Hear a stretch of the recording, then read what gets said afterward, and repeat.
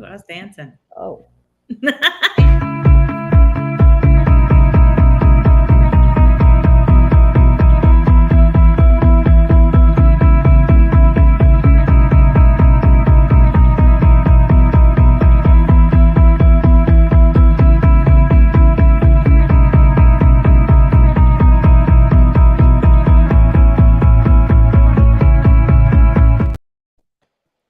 Good morning, good afternoon, good evening, wherever you are joining us from live today.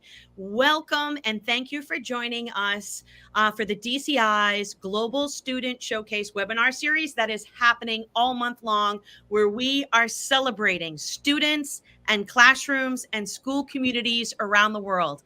I'm Mary Alice Curran, and I happen to be literally in Massachusetts today, which makes me really happy because the other times I was in Connecticut, and even though that's only 3,000, I act like it's 3,000 miles away, but I'm so happy to be joining live from Massachusetts today. I'm here with some of my colleagues. They're going to introduce themselves, let us know where they're joining in from, because we're facilitating this incredible session today. Hi, my name is Eugenia Tamés, and I'm going live from Monterrey, Mexico. It's not far away from the US, so I'm absolutely thrilled and happy to be near Texas, where we are having this really special session with students. I'm really, really excited to hear them out. And Jamie Donnelly, where are you joining in from today? You're joining us live. I am joining live from my house in White Oak, Texas, which is literally just down the street from this classroom today. This is fantastic. Well, please use the comment section to let us know where you're joining in from. If you're participating with your students and your school community, we want to hear from you. We want you to be part of this celebration, and not just part of the celebration, but I know at the end, there is going to be this call to action, and we really want to be loud, right? We really want to be involved with making a positive impact in local, global, and digital communities. So all month long, we're inviting classrooms, library media centers, school communities to celebrate with us and to get actively involved. I know that, Jamie, we'd really like you to introduce. I know all of us, the three of us, this is a really special session this month because we really love working alongside Heather Brantley. But Jamie, will you introduce all the amazing things, because you actually are a parent, right? You are a parent, not right now currently, but will you introduce Heather in her classroom, please? I am currently a parent still. Well, yes, but not in her classroom. Sorry. So I will say, I feel like Miss Brantley, even if she's not currently my daughter's teacher, my daughter still seems to navigate to her classroom every day in some way, shape, or form to say hello, get a snack, get a hug, get a high five, something. And so she seems to navigate regardless. I think she'll always be her teacher. But I will say I met Miss Brantley when she was my daughter's 5th grade math teacher. My daughter's now in 8th grade. And I had the privilege of watching her in her creative ways of presenting information. I had a chance to go in and do Global Maker Day, which Mary Alice and Heather are both organizers in as well, in her classroom with her students that year. And we have just stayed connected because I'm blown away at how creative she is and her passion for her students. It's very genuine. And her interest for her students has always been her driving factor in what she does and brings them into the mix. So obviously today is another clear example of how she's went above and beyond to bring her classroom and give them the experiences that are very essential for their future careers, connecting globally with other classrooms and being able to represent White Oak, Texas school district, which I think is phenomenal. And so again, I am just privileged to know Heather, and it took me a long time to call her Heather, by the way, because in my mind it was ingrained. It's always Mrs. Brantley, right? Like, no, Mrs. Brantley. And one point I was like, who's Heather? Oh, Mrs. Brantley, that's who it is. So it's fun to see her as a classroom teacher, but to know her personally as well has just been an honor and a privilege. Well, at that, the three of us are going to go behind the scenes.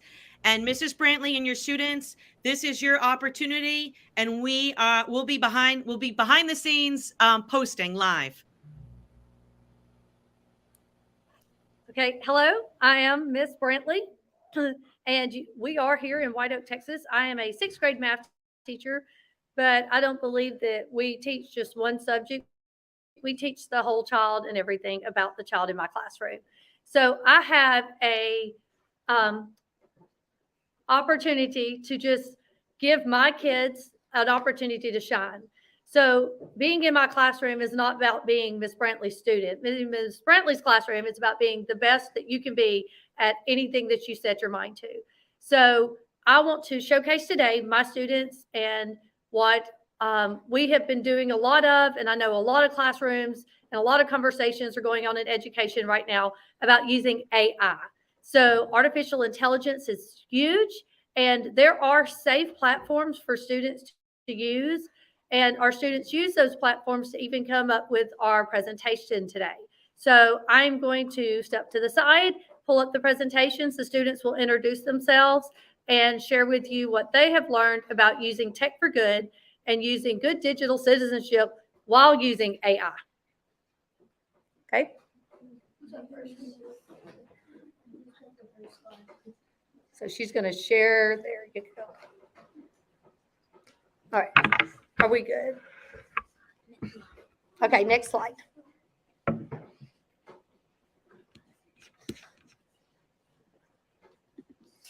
Hold on just a moment.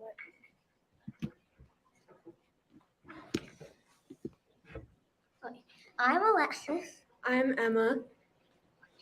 I am alert. Online, it is very critical to be alert to your surroundings. We must be very careful about what we say and post on the internet.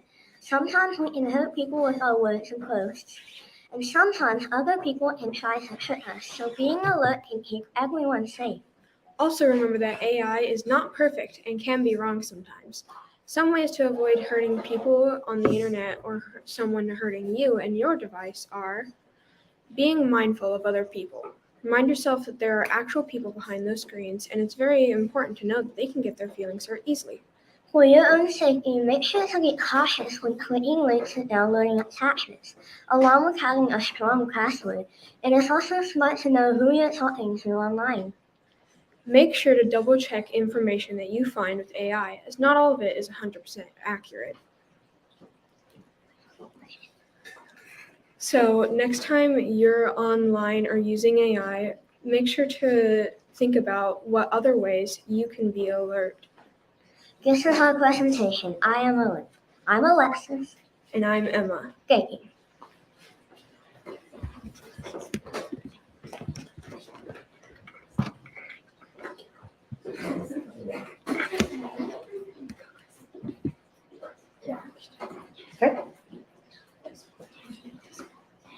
I'm Lila. I'm Carson. I'm Jaden Palmer. And I'm Piper. And we are doing I Am Balanced. It can be hard to make sure you don't spend more time on social media than on the outside world. If we balance our time, we can make a difference in our day-to-day lives.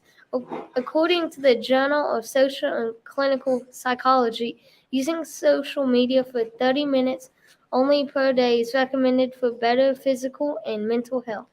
To help balance your time, here are a few ways to do so. Some ways we can balance the time online is to set goals and priorities. Use time management tools. For example, go to settings on most phones and you can set daily limit, downtime, and block apps. Take regular breaks. Take frequent breaks from your screen and engage in physical activity or other non-screen activities. Limit social media use. Social media can be a huge time sink, so limit the amount of the time you spend on social media. Consider taking breaks from social media altogether. or limiting your use to specific times of day. Set boundaries for yourself and communicate them to others. Be mindful of your online habits. Be aware on how you're spending your time online and how it's affecting your mood and productivity. You can also create a pie graph to help you balance your time online. By creating a pie graph, you can see at a glance how much time you're spending online compared to other activities, such as work or school, exercise, or socializing with friends and family. By visualizing this data, you can identify areas where you may spend too much time online and adjust your habits accordingly. And that is how to be balanced online and outside of online. Anything Yes, else? I am balanced. Yeah. Thank you.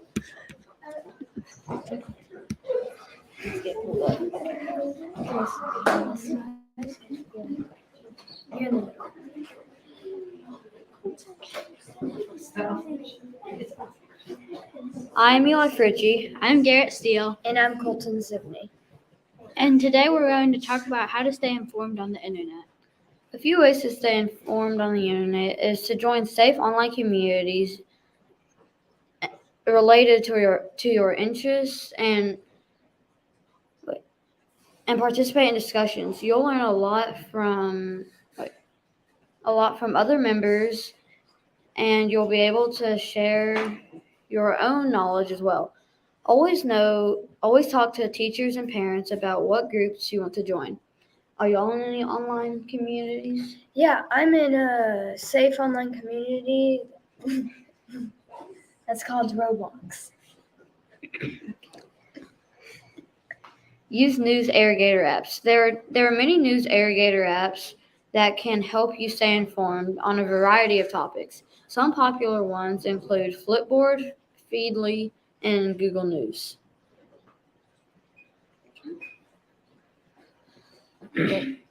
You should follow reputable news sources. Follow news outlets that have a reputation for being accurate and reliable. You can also subscribe to get their newsletters, media account, or social media accounts to get their updates. You can use social media. You should use social media wisely. You should follow accounts that share news and information that you're interested in, but be sure to fact check before sharing anything. All right, I got a good one. What? Knock knock. Who's there? Wi-Fi. Wi-Fi who? Why finally you can get informed on the internet.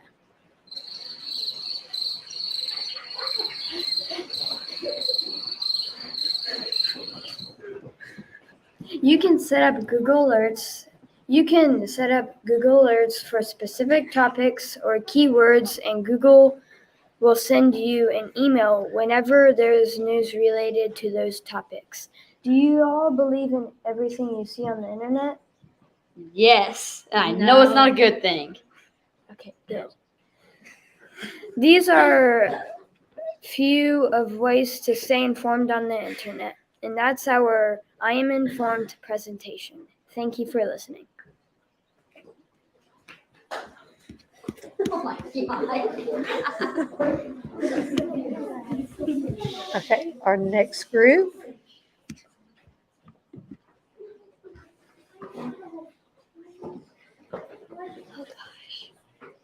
I'm Kinley. And I'm Maddie. And this is our project about how to be engaged.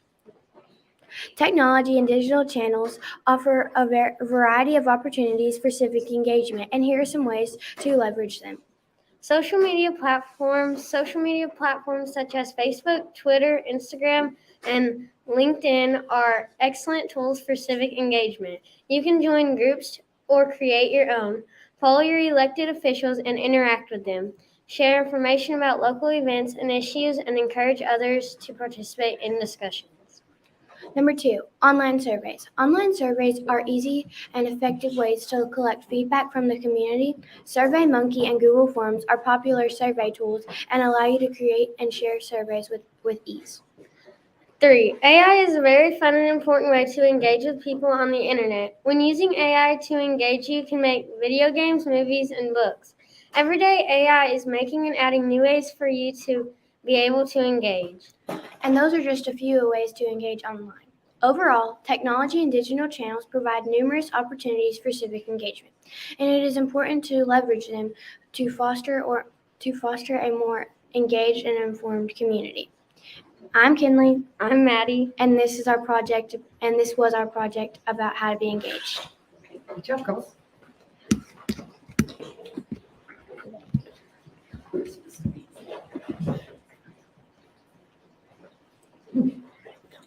Hi, I'm Sammy. I'm Brenton, And I'm Shay. and this is our project about how to be an impactor. So you could be an impactor by creating websites or going into public chat rooms to help others learn and experience things that they might not otherwise. You can create in many ways using AI such as Google, video games, etc.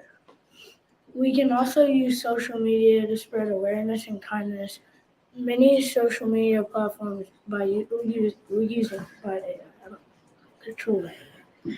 You can impact in many ways, such as creating things on the internet or just by talking to others online through chat rooms and many other things too. And this is our project about how to be an impactor. Thank you.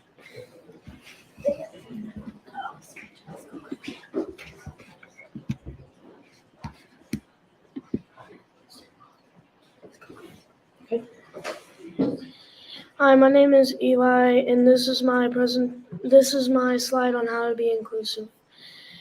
To be inclusive, you have to be open to hearing and respectfully recognizing multiple viewpoints and engage with others online with respect and empathy. Have you ever misinterpreted someone by putting your emotions into their written words? Are you listening to gather information in order to respond? When using technology, be mindful of others' feelings and beliefs. Once again, I'm Eli, and this is my slide about how to be inclusive. Okay, and we can stop screen share from there.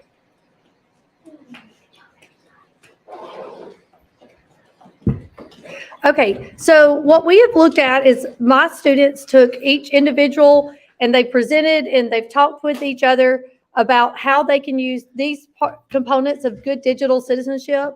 And so as AI comes more of something that is entering every aspect of our life, we need to understand how to use it and how to use it for good. So at this time, I think my students are finished. We're going to pull Miss Mary Alice back up. I think she has some questions, and we'll see if anyone else, if you have questions for my students or comments or things, please go ahead and share those. Okay.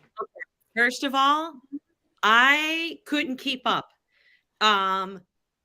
trying to post and that was incredible. The amount of work, the attention to detail.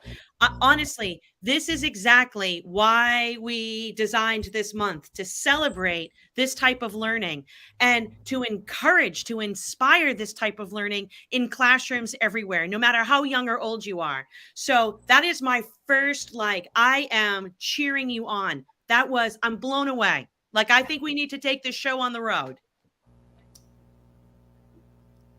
Jamie and Huenia, you want to jump in? They're incredible kids.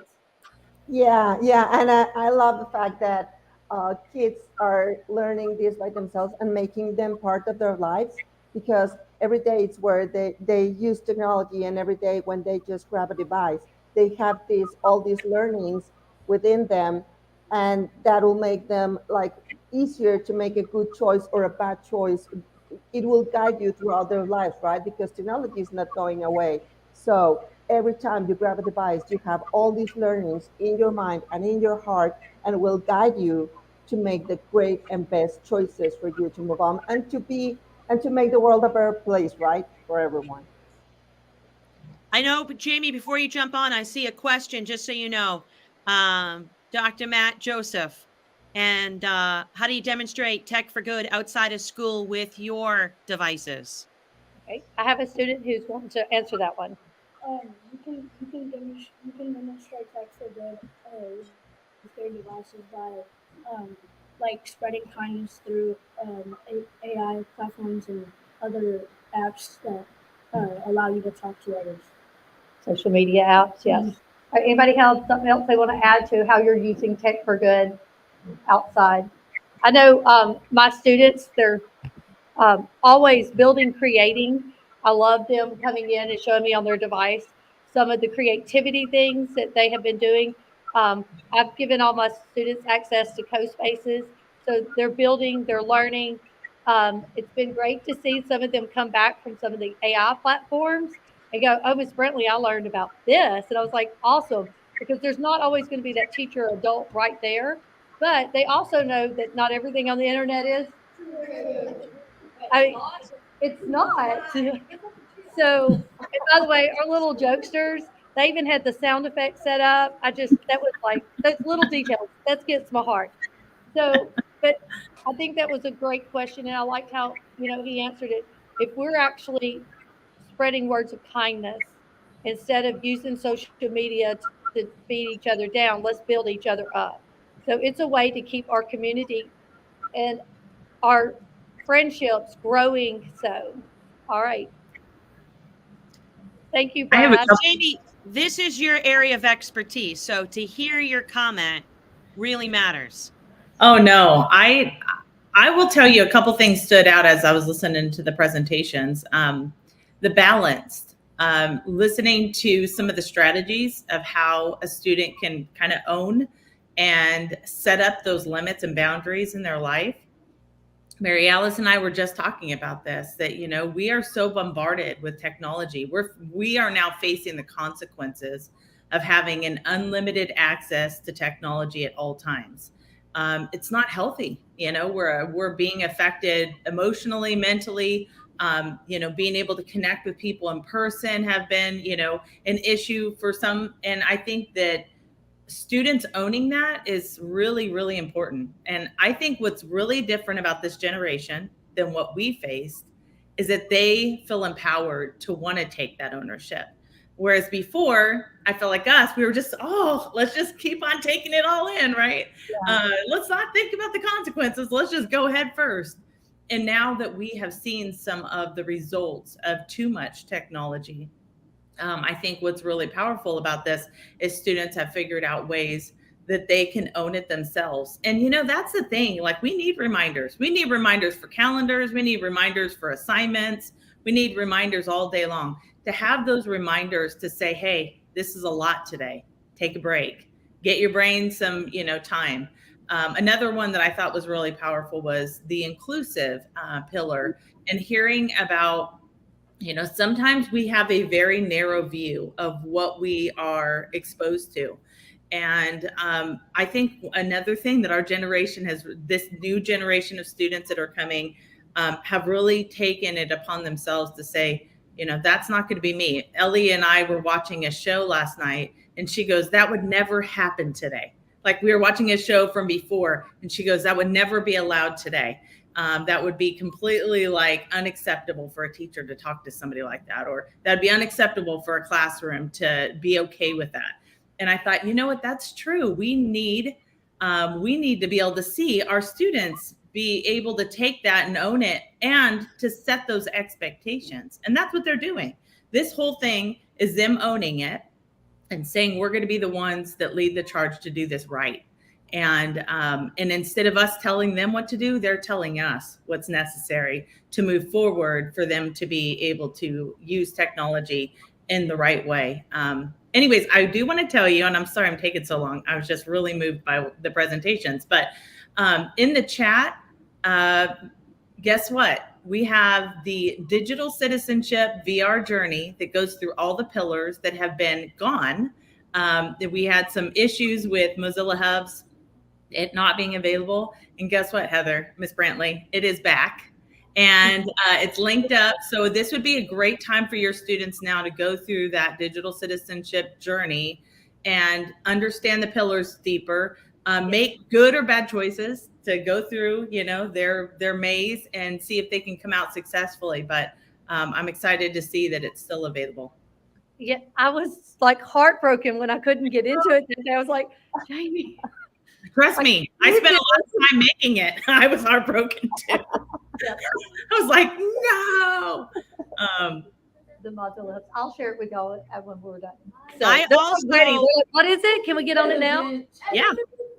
I also want to just share and thank Mary Jalen for joining in from Scotland. I happen to be the lucky recipient of her world traveling elephant named Ellie. And what Ellie does is Ellie goes around the world and ends up using social media as a way to help students learn about the world with the world, right? So when you get to be the one that has Ellie, you're posting on social media. And then Mary's students in Scotland are learning literally from all of these posts. So the fact that Ellie is here, I love it. Here's Mary saying, hi, Ellie. Hi, Mary. But Jamie and I have traveled. We brought Ellie to Russia pre-pandemic. Ellie's been to Texas. Ellie's been with me. Ellie's been all around the world. There's a family, it's a classroom family of elephants. And I love her students are, 4 and 5-year-olds. And I love that this is the way that they're introduced to not just being consumers, but being creators, really authentically learning about the world, all because of this elephant. So I'm so glad that Ellie is able, she learned about machine learning yesterday in Mexico, and she learned some Spanish as well. So Ellie, was that a fabulous? She said the knock knock joke was the best she's ever heard, honestly. So, and I love this. Frank, look at that. Thanks so much for joining us live, Frank. And I know, Brad Wade had also from Detroit. And then I just know, and I think that you've already seen Dr. Matthew Joseph, thank you all for joining us live, because this matters, right? This is a month where we get to celebrate students in classrooms and school communities, who've made that decision that all it takes is one person to make a difference, right? And then that one person becomes many. And I feel like if there is anything I would love is that what's one thing your class would say as a direct result of joining you? What's one thing, call to action, that we can all do, whether it's around AI, using social media, whatever it is. What's one thing to inspire other classrooms? And they're all at this point bashful. So one thing, it doesn't have to be that long. You can just say it with one word or two. Walked away with today from doing this. Good. I have a volunteer. Wonderful. Great later. So what I've taken from this is AI is a great tool to use in the classroom. It can teach us like Miss Brantley told us, if we ever have a problem with math or something, since we're in a math class, if we ever have a problem with math, we can go to AI if we want to learn an extra skill or language or something. That's awesome. I love that. So I'm taking from that because there's a lot of conversation about that, right? About AI, and there's a lot of talk about potentially blocking them. But will you, Miss Brantley, tell us your hashtag? Because I really love your hashtag. Okay, my hashtag is to guide them, not block them. So we have AI out here right now as a bad word in a lot of places because students are misusing it. But at the same time, it's our responsibility as adults, and it's our responsibility as teachers to show them that AI can be used to build them into, great educators. It can give them the tools that they need to bring dreams to life. So I think the big thing is we need to be guiding them. Let's step by step. Let's talk about what's not safe. Okay. If they're asking for your cell phone number, not safe. That's not the site for you. Go find someone. If you don't know, find someone. Start asking questions. How do I safely get my kids with AI? Personally, we've been using Codebreaker, did one for EDU. So, it is AI for EDU. You're not putting in a number. You're not putting in an email address. It's not saving your kids' data, which is the scary part of these big programs right now. So it's giving a safe platform for your students to grow and learn. But we're using AI every day. They're using it on their devices as Face ID. We're using it for word prompts. A lot of times when you're, strolling through social media, those pop-up ads and things, AI generated that information. So it's already a part of their daily life. So we need to guide them in the classroom on how we use these bigger, better. And this is just the beginning. Look at how much AI has changed education in 3 months. What is this going to look like in 6 months? What is this going to look like in years? So it's crazy that 10 years ago, you would have asked, what are the jobs of our future students? Most of those top 10 jobs at this point are obsolete jobs. We're not even there yet. So what does 2 years look like for us? So if 2 years, if you think about it and how much things have changed in that time frame, and we're moving even faster, rate of change is happening in minutes, not in days. So we have to prepare our students, and the best thing to do is kind of like this presentation. Hey guys, I need this. Can you create it? And back up and just guide them through it. Don't tell them step by step, what to do. I gave you a topic. You go learn about it, because if we keep spoon feeding them and not guiding them and teaching them how to take ownership in their own, we're harming them at that point. So we need to guide them. We need to give students an opportunity. These are 6th graders. They did a phenomenal job today because I believed in them. And if I think more educators would say, you know what, you can do this, set the bar up real high, let them come to it, and guide them with tools like AI in the process so they can get to that bar and maybe even set a higher bar. Because I can tell you, every time I put something in AI, it makes me go, but what if about this? And I keep going, and you keep digging deeper. It keeps, I guess, intriguing you. So I totally think that more classrooms, and Heather Tech EDU, if you want to talk to me later about that, is a way that I can help you implement these in your classrooms. Guys, blocking them is just going to make it to where they go around and find the bad side. Give them access to the greatness that it is. I see one more question for the students, and it's particularly for principals, right? I work with 22 principals. What would one message I can share with them to ensure students have a voice in Tech for Good? That's a great question. Question for the students. So look at that. That's for the administrators. With your principals and people to help you as a student. What's something you wish? There's no wrong answer here. You got one? Come up. Can you come up here? All right, we have one. Great. So AI can help us learn, and with sharing AI with us, that could really boost your test scores. Yeah, and yeah. So giving them access to the AI so that way they can help learn. They can use it for good to help become, high achievers, because they have the potential. We just have to give them the tools. It's kind of like building a house. If you take the kids out there and say, build a house, but don't give them any supplies, you're not going to get a house unless you want like a little dirt pile. We want to give them the tools to be successful. Mrs. Brantley, I just want to say, I've heard you talk about calculators because you're a math teacher, right? Yes. And that we give calculators out to our students, right? Yes. Will you use that analogy? Because you're going to say it so much better than I could ever try to capture it. Okay, so we give students calculators. We teach them how to use calculators. Now they start out, they have to learn the multiplication. But what we're doing is we're teaching them the groups of and what it represents. But when it comes to everyday life, back pocket here, we have calculators. We're going to use them, but we got to know how to use them correctly. And if you're just throwing AI out there, they might type some stuff in, but are they really going to be able to work those complex problems? So if you're using it and teaching them how to use those calculators to do all the stuff versus just the basics of it. So as calculators have become part of our everyday life, AI is a part of their everyday life too. And I want them to be successful. I don't want them just to type in the basics. I want them to know how to ask those deep, intriguing, down to the every detail that causes them to have to,